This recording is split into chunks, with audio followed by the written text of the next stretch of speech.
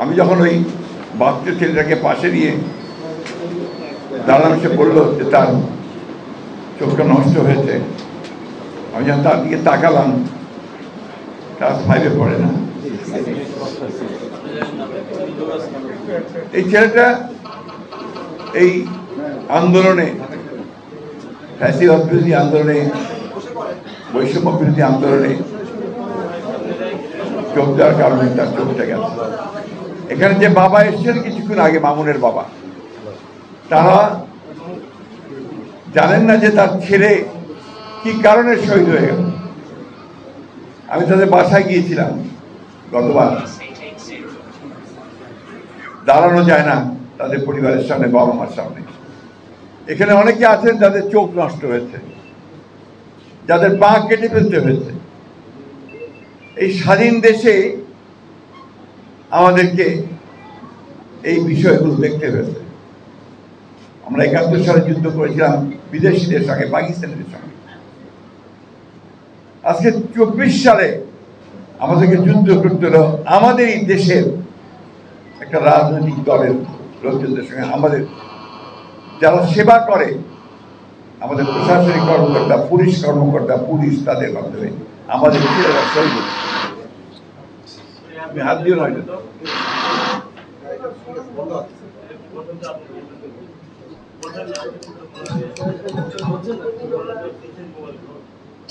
আমি এটা নিয়ে বেশি কথা বলবো না, কারণ আপনারা সবাই জানেন কি হয়েছে না হয়েছে। আপনার সাংবাদিক যারা আছেন তারা দেখেছেন ৪-৫ ঘন্টার আগে কি হয়েছে।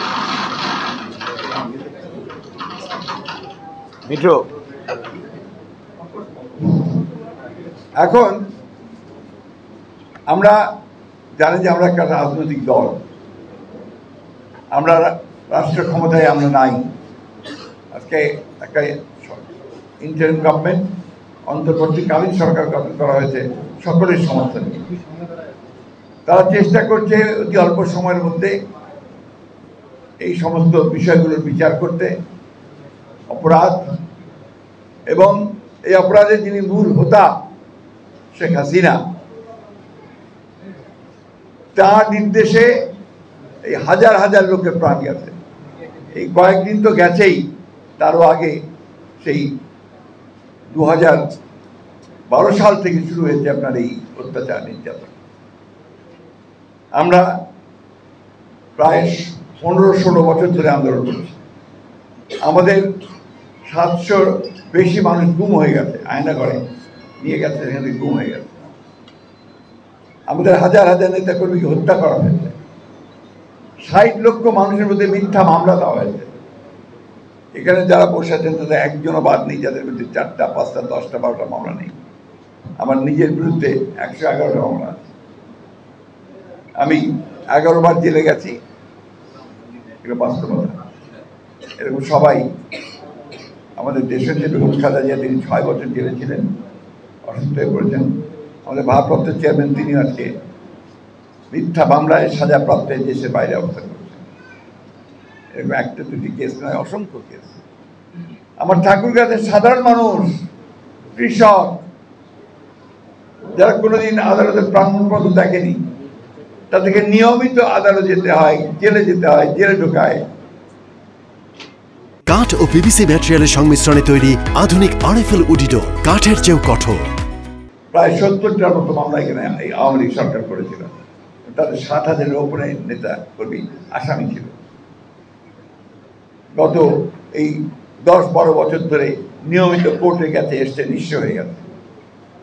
কত ব্যবসায়ী তার ব্যবসা হারিয়েছে, চাকরি হারিয়েছে। 9 জনকে হত্যা করা হয়েছে ঠাকুরগাঁওতে। এই বিষয়গুলো বারবার বলতে ভালো লাগে না। আমরা পরিবর্তন চেয়েছি, আমরা নতুন সরকার এসছে, অন্তর্বর্তীকালীন সরকার। আমরা আশা করি যে তারা সঠিকভাবে বিষয়গুলোকে উপলব্ধি করে সিদ্ধান্ত নেবেন। আজকে সেনাবাহিনীকে ম্যাজিস্ট্রিয়াল পাওয়ার দেওয়া হয়েছে, ভালো কথা। তার মানে প্রশাসন ফেল করছে law and order situation maintain করতে, তাই তো নাকি? নাহলে ম্যাজিস্ট্রেসি পাওয়ার দেওয়া হয়েছে মানে অন্যরা কাজ করছে না। ম্যাজিস্ট্রেসি পাওয়ার আমি মনে করি যে সেই সমস্ত এলাকাতে দেওয়া দরকার যে সমস্ত এলাকাতে নিয়ন্ত্রণের বাইরে চলে গেছে। কিন্তু যে সমস্ত এলাকাতে পিসফুল আছে, শান্তিপূর্ণ আছে, যেখানে রাজনৈতিক নেতা কর্মীরাই সমস্ত বিষয়গুলোকে নিয়ন্ত্রণ করছেন, সেইখানে এই ম্যাজিস্ট্রেট পাওয়ার দেওয়ার নতুন সমস্যা তৈরি করা সমীচীন হবে না, বুদ্ধিমানের কাজ হবে না। আমি তাই অন্তর্বর্তীকালীন সরকারকে অনুরোধ করব, তারা বিষয়টি পুনর্বিবেচনা করবেন এবং কখনোই এমন কোনো ব্যবস্থা নেবেন না যেটা সামগ্রিকভাবে তাদের জন্য বুমেরাং হবে, দেশের মানুষের জন্য একটা বুমেরাং হয়ে যাবে। আমি কথাটা খুব স্পষ্ট করে বলছি, কারণ এটা আমার দায়িত্ব পাওয়া। বন্ধুগণ, আমরা 16 বছর 17 বছর ধরে আমরা ট্যাক্স স্বীকার করছি, মার খাচ্ছি, জেলে যাচ্ছি, জুলুম করছি, শুধুমাত্র এই ফ্যাসিবাদী হাসিনা সরকারকে সরিয়ে জনগণের সরকার প্রতিষ্ঠার জন্য। আমরা সবাই অত্যন্ত আশাবাদী হয়ে উঠেছি যে নতুন অন্তর্বর্তীকালীন সরকার তারা জঞ্জালকে দূর করে তারা দেশে এমন একটা পরিবেশ সৃষ্টি করবেন যে পরিবেশে সুস্থ উপায়ে সকলের অংশগ্রহণের মধ্যে দিয়ে একটা গ্রহণযোগ্য নির্বাচন হবে। সেই নির্বাচনের মধ্যে দিয়ে জনগণের একটা পার্লামেন্ট তৈরি হবে। সংস্কার আমরাও চাই। আমরা 31 দফা সংস্কার প্রস্তাব দিয়েছি 2 বছর আগে।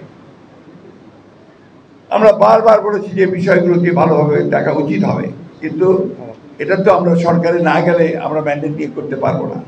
তাই আজকে আমি অনুরোধ করব আপনাদের মাধ্যমে সরকারকে এই আহ্বান জানাতে চাই যে সব দিক চিন্তা ভাবনা করে সামনে যেন সত্যিকার অর্থেই একটা গণতান্ত্রিক রাষ্ট্র আমরা দেখতে পাই, গণতান্ত্রিকভাবে নির্বাচিত সরকার দেখতে পাই, পার্লামেন্ট দেখতে পাই, মানুষের উপরে অন্যায় অত্যাচার না হয়, আমার শিশুদের উপরে এভাবে গুলি করে যেন তাদেরকে হত্যা করে না হয়।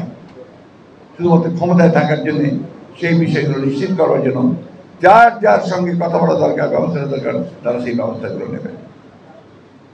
আমি জানি আমার কথাগুলো হয়তো অনেকের মনোনীত না হতে পারে, কিন্তু সত্য উচ্চারণ করা আমার দায়িত্ব। সেইভাবে আজকে আমি উচ্চারণ করছি, বলছি যে আপনারা সেই কাজগুলো করেন যে কাজগুলো যে একটা সত্যিকার অর্থে একটা সুন্দর ভবিষ্যৎ, একটা সংঘাতহীন ভবিষ্যৎ, সন্ত্রাসমুক্ত ভবিষ্যৎ এবং মানুষের অধিকারযুক্ত ভবিষ্যৎ আমরা ফিরে পেতে পারি। এবং আমরা বিশ্বাস করি রাজনৈতিক অবস্থায় ফিরে আসা, রাজনীতিবিদদেরকে রাজনৈতিক কাজ করতে দেওয়া এটাই হবে সেই একমাত্র সমস্যার সমাধান। আমি সব শেষে আজকে যারা এখানে উপস্থিত হয়েছেন সংখ্যা তারা খুবই কম, অনেক বেশি তারা আহত নিহত হয়েছেন আমাদের 4 জন। আমি যতদূর জানি এখানে 1000 খানেকের বেশি তারা আহত হয়েছেন। সকলকে সবভাবে সহযোগিতা করবার সামর্থ্য আমাদের নেই, যেটুকু সামর্থ্য আছে সেই সামর্থ্য দিয়ে আমরা আজকে আমাদের কিছু ছেলেদের গুরুতর আহত যারা, পঙ্গু যারা, তাদের পাশে দেওয়ার চেষ্টা করছি এবং সেই পাশে দেওয়ার জন্যই আমরা আজকে এখানে উপস্থিত হয়েছি। আমাদের নাম ডাকা হবে, আমরা মোট প্রায় 15 লক্ষ টাকা 15 লক্ষ টাকা আমরা আজকে এখানে বিভিন্নভাবে যারা আহত